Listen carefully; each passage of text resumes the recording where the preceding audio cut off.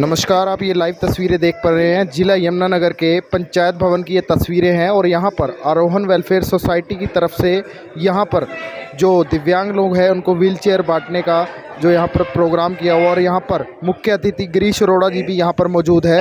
देखिए लाइव सीधी तस्वीरें। आयोजित किया गया है जिसमें हमारे जो दिव्यांग भाई बहन हैं उनके लिए वेरियस लिम्स एंड वेरियस ये व्हील चेयर एंड इंस्ट्रूमेंट और वॉकिंग स्टिक्स वगैरह दिए जा रहे हैं। उसमें हमारे आज के chief guest doctor Ritu Soni ji और हमारे प्रेस के साथी राठी जी और जितने दिव्यांग भाई बहन आए हुए हैं और उनके साथ जो अभिभावक हैं, मुझे सच बताऊं कि आपके बीच में आकर बहुत अच्छा लगा, बहुत खुशी हुई कि एक सोसाइटी जो समाज के लिए काम कर रही है। और मैडम ने जब बात की कि ऐसे हमने डिस्ट्रीब्यूशन का ये प्रोग्राम रखना है, तो मैंने इनसे यही कहा कि आप जिस दिन भी रखेंगे, चाहे वो छुट्टी वाला दिन हो, मैं आपके बीच जरूर आऊँगा। मैं अपनी आंखों से ये देखना चाहता हूँ आप लोगों के चेहरे पे खुशी। ये बिटिया अभी थोड़ी देर पहले मैंने देखा सेल्फी ले रही थी, लेकिन ये इसकी मन की खुशी बता रही है कि मुझे इससे कितना खुशी हुई है। यही चीज देखने के लिए हमें, देखिए, जब भगवान सबको सब चीज नहीं देता, हम सोचते हैं कि टाटा बिरला बड़े सुखी रहते होंगे, सोने की थालियों में भोजन करते होंगे और बड़ी बड़ी गाड़ियों में घूमते हैं, बड़े खुश होंगे। लेकिन ये हमारा वहम है कि पैसे से ही सब एबल बॉडीड है, बस उनको मिल गया तो वो खुश हो गए जिंदगी में। ऐसा कभी नहीं होता। ऐसा अगर होता तो आपने सुना होगा, पढ़ा होगा, कोई आईएएस ऑफिसर कूद मार जाते हैं, आत्महत्या कर लेते हैं।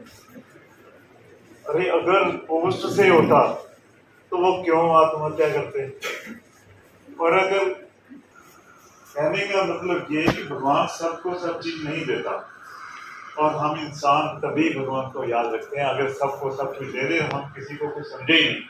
ऐसा माया जाल भगवान हमारे ऊपर फैला देता है। जब हम पैदा होते ही मैं ही हूँ सब कुछ,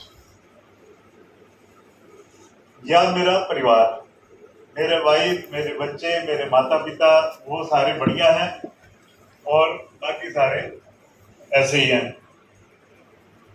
अब ये भ्रम कब टूटता है? जब हमारे कोई बड़े या छोटे बिछुड़ते हैं, हम शमशान घाट जाते हैं, उस टाइम मन बड़ा दुखी होता है। और जब वहाँ जाते हैं तो विचार और होते हैं कि दुनिया में कुछ नहीं रखा, कोई अच्छा काम कर लो, वही है आपके साथ जाएगा और कुछ नहीं जाता।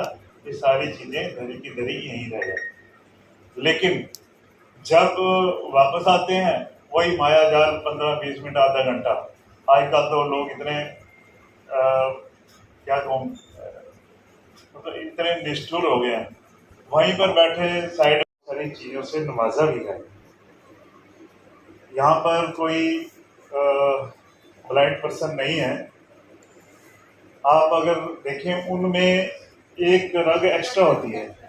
उनको भगवान अगर वो कमी पूरी करता है, सुनने की शक्ति, वो बिना देखे, आपने उसमें देखा होगा महाभारत में,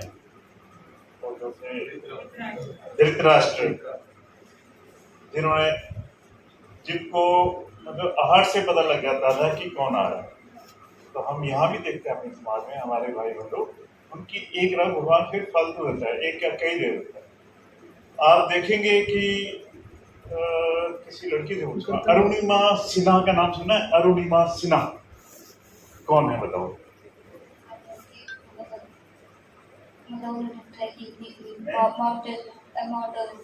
वेरी गुड। क्या नाम है तुम्हारा?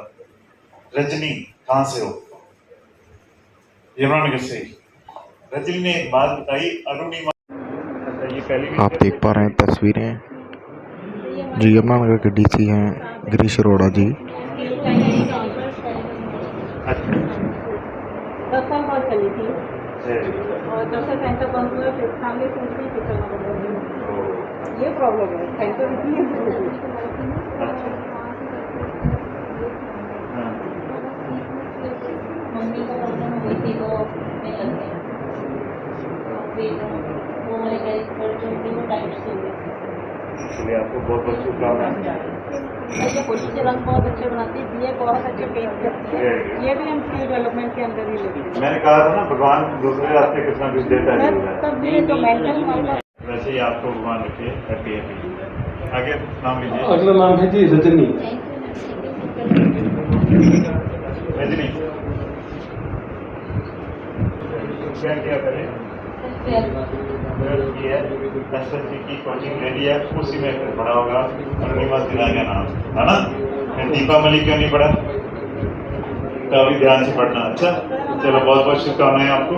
जय शाबाश। सर हमारा एमओयू साइन है 2 साल के साथ, जो कोई भी ये लेना चाहता है उसे क्या कहाँ के रहने वाले हैं जी? कांजनू से। शाबाश। तो इसको आपने वो नहीं लेके दी पॉट वाली, वो ज़्यादा अच्छी रहती है, अवेयरनेस नहीं ना, इसको भी तो पॉट वाली दो। चलो अगला नाम। अगला नाम है जी हिना बाद में नहीं गुलदानी मुस्तान। आप कौन है इनके साथ? आप क्या करते हैं? और अम्बाला का बॉर्डर, हाँ जी। एक गांव मोड़ा और पौड़ी में से एक गांव केंद्र में है और एक अम्बाला में है। चलिए बहुत बहुत शुभकामनाएं।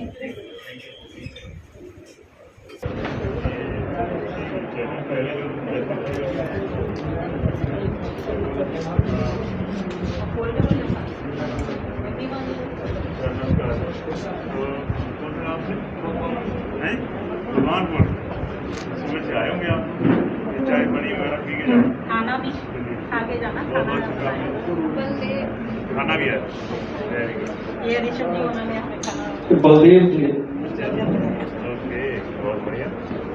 जी आज आरोहण सोसाइटी द्वारा जो दिव्यांग सज्जन हैं उनके लिए एक विशेष कैंप का आयोजन किया गया, जिसमें 41 लोगों के लिए डिफरेंट जो इक्विपमेंट्स हैं, जैसी उनकी ज़रूरत थी उसके हिसाब से व्हील चेयर या स्टिक्स या स्पेशल स्टिक्स आती हैं या आर्टिफिशियल लिम्स, उनके लिए डिस्ट्रीब्यूशन का प्रोग्राम था। और इसमें मुझे बड़ा अच्छा लगा इनके बीच आकर कि दिव्यांग भाइयों और बहनों के लिए कोई एनजीओ इस तरह से आगे आकर मदद कर रही है। तो इस तरह से इस सोसाइटी ने और भी इस तरह के पहले भी कैंप लगाए हैं, लेकिन ये पिछले 3-4 साल में काफ़ी बड़ा कैंप लगाया है और काफ़ी ज़्यादा लोगों को इसमें मदद पहुंचाई है। और इनसे ये बात की प्रेरणा लेते हुए हम चाहते हैं कि हमारे पूरे डिस्ट्रिक्ट में जितने दिव्यांग भाई बहन और बच्चे हैं जिनको इस तरह के उपकरणों की आवश्यकता है, तो उन तक इस तरह के उपकरण करवाने की आवश्यकता है और उसका सर्वे हो प्रॉपर। रेड क्रॉस सोसाइटी वालों को भी कहा जाएगा कि वो भी इसमें शामिल हों इस अभियान में। और उनकी तरफ से एक लिम्को की कंपनी की तरफ से, जो भारत सरकार की कंपनी है, उनकी तरफ से भी एक कम्युनिकेशन आया हुआ है। उनका कैंप भी यहाँ जल्दी लगने वाला है। तो चाहते हैं कि यमुनानगर में कोई भी दिव्यांग भाई बहन ऐसा ना बचे जिन तक हम जो सहायता पहुँचा सकते हैं वो उन तक ना पहुँचे। सर अभी आपने कहा कि जो दिव्यांगजन है वैक्सीन है जी हाँ, यहाँ आने पर एक बात और पता चली है कि जो कई दिव्यांग भाई बहनों को वैक्सीन कोरोना की नहीं लगी है। तो इसके लिए मैं जो हेल्थ विभाग है उनकी टीम प्लस आशा वर्कर जो उन्हीं विभाग के होते हैं, जो कि फील्ड में होते हैं, और ऐसे ही हमारे जो आंगनवाड़ी वर्कर्स हैं, हर गांव में आंगनवाड़ी वर्कर्स की मौजूदगी रहती है, उनकी तरफ से इनकी पहचान करके और उनके घर में हेल्थ विभाग की टीम जाकर, चाहे हम किसी भी साधन से हेल्थ की टीम भेजें, चाहे हम उनकी एम्बुलेंस से भेजें, चाहे किसी भी डीडीओ की गाड़ी से भेजें, तहसीलदार की गाड़ी से भेजें, हमारा ये ध्येय रहेगा कि उस दिव्यांग सज्जन तक घर में जाकर उनको वैक्सीन का डोज लगाया जाए। सर जो दूर दूर तक पता नहीं लग से एक आइडिया है आरोहण का, आपके मन में एक इच्छा शक्ति है, मैम कैसे आया मैम? कैसे आया बेटा, बेसिकली मुझे दूसरों के लिए काम करना हमेशा से ही अच्छा लगता था। जी। तो कॉलेज में जैसे एनएसएस ऑफिसर थी मैं 6-7 साल। जी। फिर मैं रोटरी क्लब का एक ग्रुप चलाती थी जी। कॉलेज में ही, जी। रोट्रैक्टर्स का आपको पता होगा। जी। उसकी मैं कोऑर्डिनेटर थी, आज भी हूँ। जी। अब मैंने 2 साल से बंद किया। जी। तो काफ़ी तब मेरे माइंड में यह था मैं अपने बच्चों के लिए कुछ कर दूँ, लड़कियों के लिए यही बहुत है। तो 15-18 साल जब ये कर दिया तो फिर ये आया कि अब इतना फील्ड में भी मुझे किसी ने कहा आप खुद तो पीएचडी हो गए, आप खुद तो इंटरनेशनल लेवल पे रिसर्च के काम कराते हो, सारा वर्ल्ड घूम लिया आपने, इनके लिए मैं कल इनके लिए मैं क्या करूं, मैं तो पढ़ा ही सकती हूँ ना। तो कहते हैं आप कुछ नहीं करो, आप सिर्फ इनके सामने खड़े हो जाओ, वो आपको रोल मॉडल सोच के अपने आप उनमें शक्ति आ जाएगी। जी।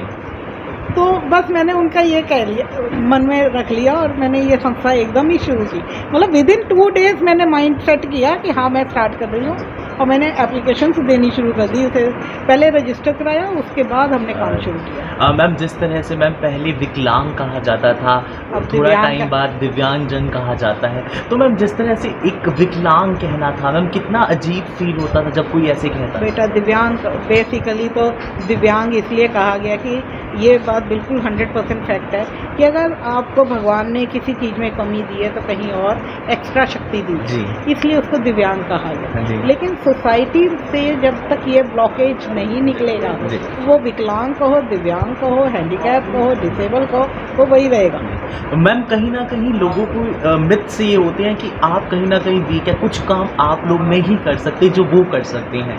तो मैम लेकिन ये बहुत बड़ा एक मेन कॉज है, और मैम मैं कहना चाहूँगा एक बहुत बड़ी दीवार है जो काम करती है। बिल्कुल दीवार है जी, 200% दीवार है। और ये बात, अगर आप एक काम नहीं कर सकते तो दूसरा ज़्यादा अच्छा कर सकते हो। जी। अगर आप जो लोग देख नहीं सकते वो कितने अच्छे गायक होते हैं, गायक हो, बहुत अच्छी बात है। जो सुन नहीं सकते वो बहुत अच्छे पेंटर्स होते हैं। जी। हमारे अपने शहर की एक लड़की हेयरिंग एम्पायर्ड है, वो पेंटर बनी हुई है, मतलब बहुत सुंदर पेंटिंग बहुत करती अच्छी है। इस करके जो नहीं, अब मैं मार्केट में मतलब बाजार छोटे, मैं भी कभी छोटी थी तो जाती थी, या आज भी मुझे हर कोई ये कह देता है देखो जा रही निक्की जई कुड़ी। जी। मैम ये पूछना चाहूँगा कि मैम जिस तरह से काफ़ी दिक्कतों का सामना आपने खुद अपनी लाइफ में किया, शायद इसीलिए इनको ज़्यादा अच्छी तरह समझ मैम वही पाती बात है। मैं मेरा नेक्स्ट सवाल ये मैम, जिस तरह से आपने काफ़ी दिक्कतों का सामना खुद किया, जैसे नहाने में, खाने में, चलने में तमाम प्रकार की प्रॉब्लम्स आती हैं मैम, सोसाइटी की तरफ से काफ़ी प्रॉब्लम्स आती हैं, तो कहीं ना कहीं मैम ये एक मैं सोचता हूँ कि एक जो सोच है आपके बीच में जो आरोहण की, ये भी एक बड़ा फैक्टर रहा था इसके ये पीछे? भी बड़ा फैक्टर है, और सबसे बड़ा फैक्टर डीसी साहब ने बताया है जी। कि एक माँ 4 बच्चों को पाल देती है, 4 बच्चे मिलकर माँ को नहीं पाल सकते, तो दिव्यांग लोग खेत की मूली हैं जी। जिनकी सेवा शुरू से ही करनी है। जी। मैम क्या आप मैसेज देना चाहेंगे चैनल के माध्यम से लोगों तक कि किस तरह से आप लोगों को संपर्क कर जुड़ा जा सके और आपकी इस नेकी काम में आहुति प्रदान करी जा सके? देखो हम तो सबको लेके ही चलना चाहते हैं और सब चीज़ें मेरे साथ ही हैं। किसी को भी अगर हमें हमारे साथ जुड़ना है, 2-3 तरीक़ों से जुड़ सकते हैं। एक तो हमें फाइनेंशियली हेल्प कर सकते हैं डोनेशंस के थ्रू, और दूसरा हमें ये लोग हेल्प कर सकते हैं जैसे हम कोई फंक्शंस करते हैं या आपके आसपास अगर कोई है तो आप उनको हमारे साथ जोड़िए, ताकि उसके अकॉर्डिंगली हम लोग उनके लिए कुछ कर सकें। नहीं तो हमें नहीं पता चलेगा कि आपके घर के पास कौन है। तो अगर हम सब मिलके एक दूसरे की हेल्प करें और इनको भी साथ में अपने सोसाइटी में इंक्लूड करें। गवर्नमेंट की भी स्कीम है कि इंक्लूसिव पॉलिसी, लेकिन सोच सोसाइटी की भी होनी चाहिए ना कि इंक्लूसिव पॉलिसी हो, सब जिन्हें उन्हें लेके चले। जैसे आपने कहा है कि भाई लोग सोचते हैं कि ये कर नहीं सकते, लेकिन कुछ तो कर सकते हैं। कुछ तो कर सकते हैं। बहुत अच्छा, thank you very much doctor कुछ तो कर रितु सकते हैं। बातचीत करने के लिए, थैंक यू। तो ये थे हमारे साथ आरोहण वेलफेयर सोसाइटी के जो रितु मैम थे, तो उन्होंने बताया कि लोगों तक जो संदेश दिया, तो आप देख पा रहे थे ये लाइव तस्वीरें जिला यमुनानगर के पंचायत भवन की। तो मुझ मोहित को दीजिए इजाज़त, धन्यवाद।